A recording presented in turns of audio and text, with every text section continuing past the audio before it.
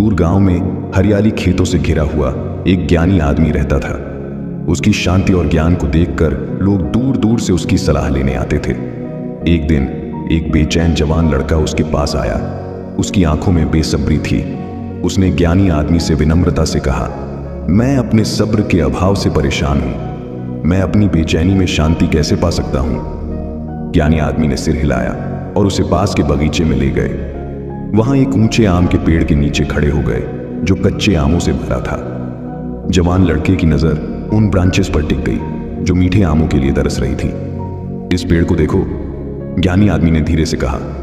यह स्वादिष्ट फल देने का वादा करता है, लेकिन यह समझता है कि सब्र कितना जरूरी है।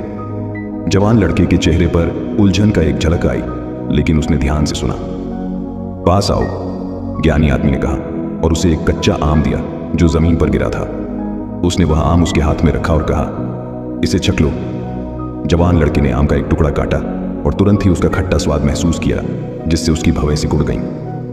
देखो, ज्ञानी आदमी ने कहा, पेड़ सब्र से इंतजार करता है ताकि आम पके, क्योंकि यह जानता है कि असली मिठास समय के साथ आती है।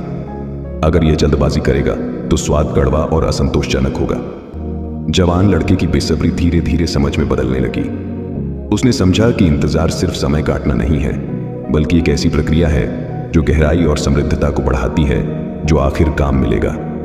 बगीचे से निकलते समय उसके अंदर एक नई शांति बस गई। अब उसके पास एक नया नजरिया था। समझ गया था कि जिंदगी के सबसे मीठे इनाम इंतजार के लायक होते हैं। अपने अनुभवों के बगीचे में उसने सब्र को पोषने का विचार किया, हर पल को पकने और प्राकृतिक रूप से अनफोल्ड होने दिया, जैसे पेड़ अपने फल को पकने के लिए इंतजार करता है।